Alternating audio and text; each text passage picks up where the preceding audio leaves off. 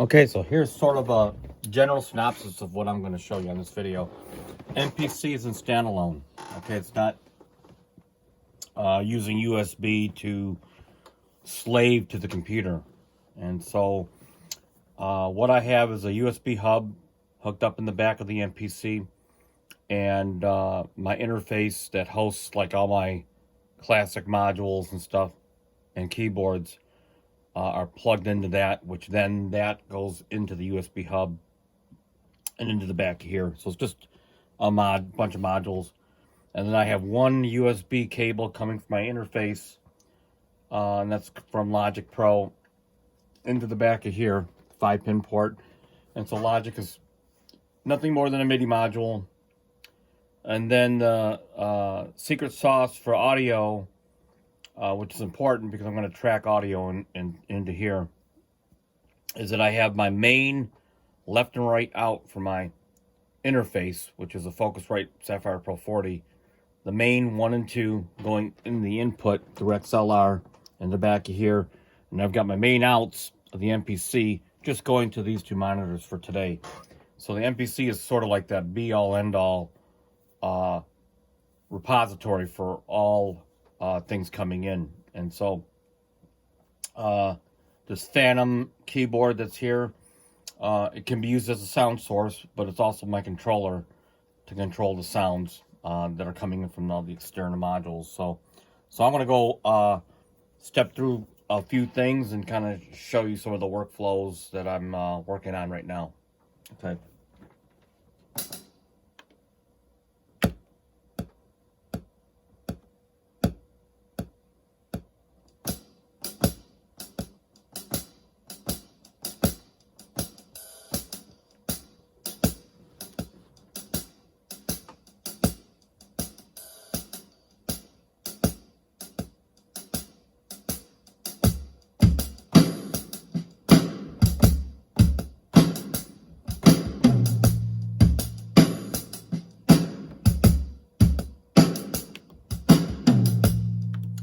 Take that and just turn it into audio, and all I have to do is go in an audio track on the MPC, make sure it's set up for audio 1 and 2, perfect, and that's all I'm going to do.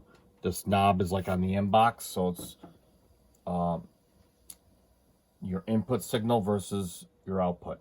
So if I go to here and record all the way to the right, you're not going to hear the drums track unless you go to here. When you hear the drums track, it's after it's turned into audio, which is now coming from the internal output. There you go. Okay. So that's that. That would be the MIDI, and this is the audio. If I take the MIDI, which I'm going to do right now, and delete the MIDI, erase it, I mean, you'll hear nothing, but then as soon as I turn here, that's the audio, which I just tracked. Okay. Which is right here.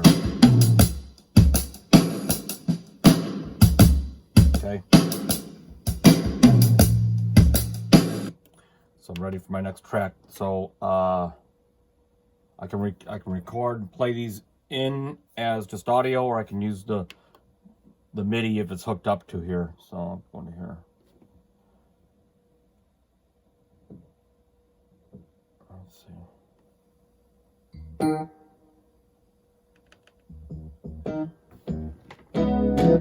Okay.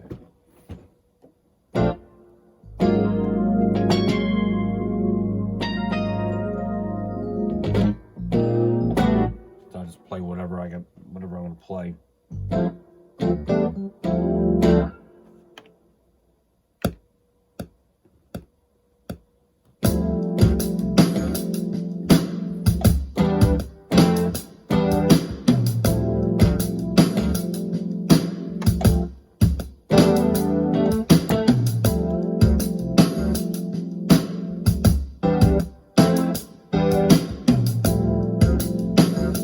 I'll just convert that to audio again. Just go to MIDI, another track. This first track was drums, just keep it organized. Okay. And I'm going to add another track, and that's going to be keys. So, oops. Done. Okay, and I'll just have to record it. So again, that's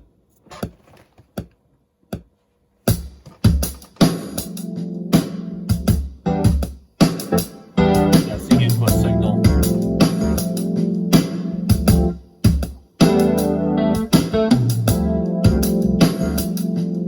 Okay, so again, this is just audio now. Okay. As a matter of fact, the MIDI, I can just erase it. Doesn't matter. I'm going to record something anyway over. I play bass from...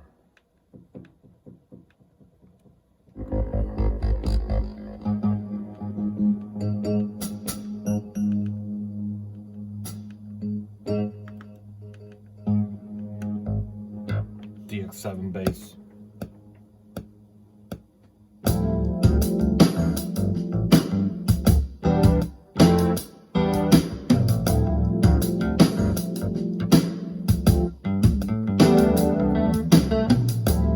Play that again, that was awful.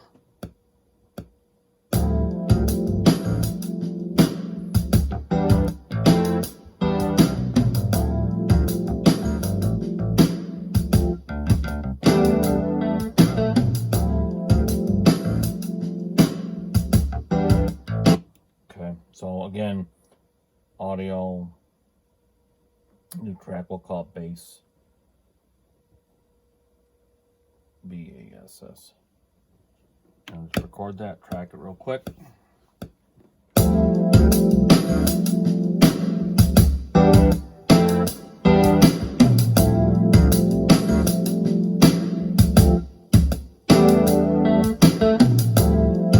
Okay, so now we have all three tracks. Okay, so I'm going to do another track. I'm just going to make the audio track right now. We'll call it guitar. Okay. Spelled it wrong. Let's see. Okay, we'll just say guitar. Okay. And we'll go back to the MIDI.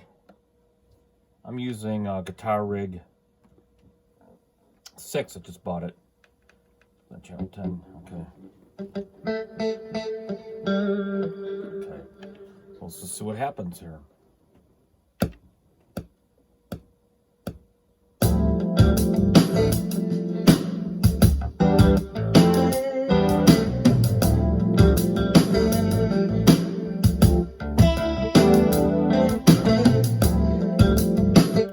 Turn that into audio. As you can see, there's a little workflow pattern.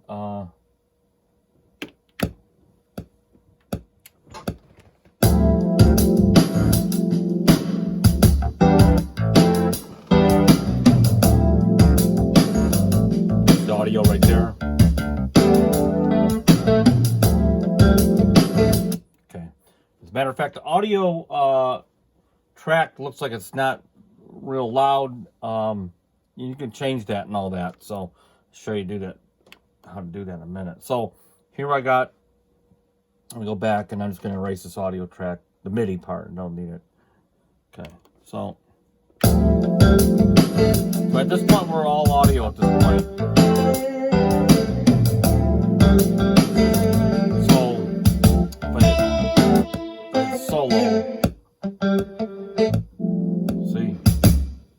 Drums, keys, bass, and guitar. Okay, so go back to here. I'll add lead, like a lead synth. Let's see if I can get something good here. The D50 over here. Let's see if I can play this D50.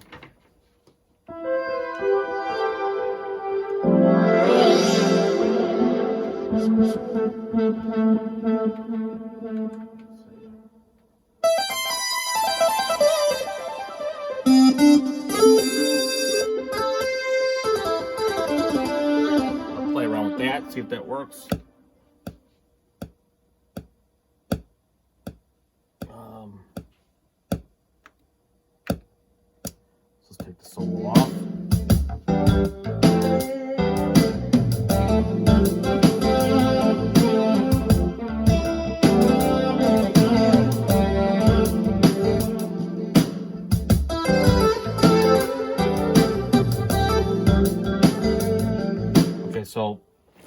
At this juncture, I've got a 4-bar phrase. We'll just double that, which takes that to 8 bars. I think I'm going to use a Logic one, which is on channel 7. Okay, so I was going to record that in.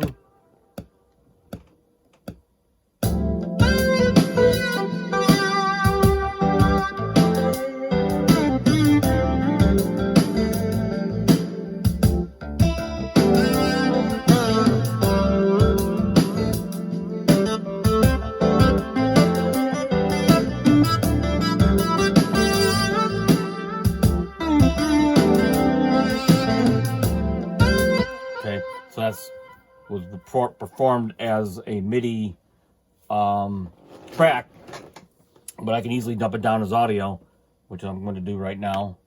There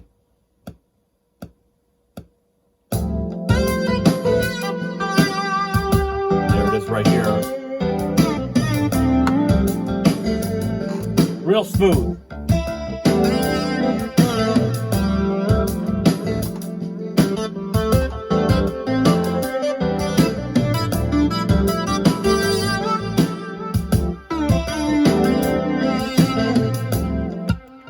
So, as a matter of fact, I'll go to this, and I can either mute the track so it doesn't play, but since I don't need the MIDI anymore, I'll just erase it. So at this point, 9 bars of an idea. We're all looking at the audio domain right now, right here. 1, 2, 3, 4, 5. Only 5 tracks. Which at this juncture, if I want to change the volume with the bass, you do it right from the encoders here.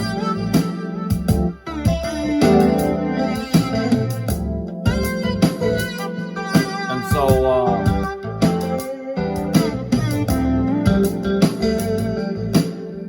okay, so and at this stage, you can go in the browser, the menu, and you can go into sample edit.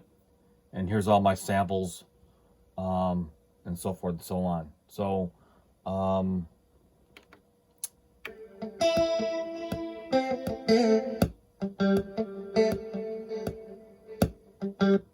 and this is where you can go in and you can process your samples, change them and all that. So here's a guitar sample. So if I wanted to take that guitar and normalize it, which I can, there you can see the waveform. It's probably going to be louder than ever.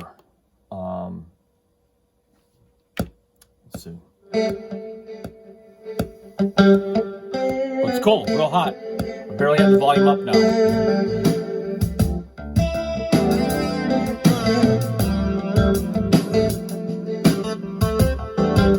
Okay, now what I'm contemplating is that there's a audio track limitation of 8-track stereo, and the kind of music I'm doing, let's face it, I'm not doing 125 tracks for a song or anything, but even for me, as minimalist as I am, it would be nice to have 16 tracks of audio in here. And if you look at me at this, I'm going to play this, and let's take a look at the meters. Okay, I'm at 5%. So I'm at 5% of system resources of just playing, and I've got there's stereo tracks, and I've got 5 stereo tracks. That's like 10 mono tracks, and I'm at like 5%. And granted, I don't have any effects. I'm not using any DSP, and of course, I'm not using soft synths internally here. But this guy can clearly handle 3 times the amount of audio. Especially if they allow for disk streaming off the flash solid state hard drive. So, and the reason why I'm not using audio stems and clips is because of the triggering of the stems in longer measures and so forth. And if I go into here, for example, let's just take a look at some. So if I go into here, and I want to play something from like bar 4. If I were using an audio stem and triggered it from bar 1, it wouldn't play it until it reaches bar 1. So I'm hoping for more linear audio tracks in the MPC, because just for me, it's just easier to work in that kind of timeline, and also would give me sort of that linear feel that I'm used to for audio and all that, and that this MPC can kind of fit more into the Final Destination, so it can be the recorder and production machine, but also DAW-less. So that's kind of where I'm headed at. Of course, nothing's perfect, but I want to throw props to Abe McRae, and he was reviewing the latest software updates for the Machine Plus and the Akai for us and so forth. He's got a lot of cool contrasting opinions and so forth, and he really kind of tells it as it is. So check out Abe McRae's YouTube channel on some of his reviews, especially if you're interested in the MPC and so forth. And I've got great excitement over the Akai Force, because if it can handle, depending on how it handles the timeline on audio samples, it might mean that that hopefully I don't have to worry about linear recording as much, at least the way it works in here. So we'll see what happens. But so anyway, leave. Thanks for coming, and leave any questions or comments on the video. And until next time, peace out.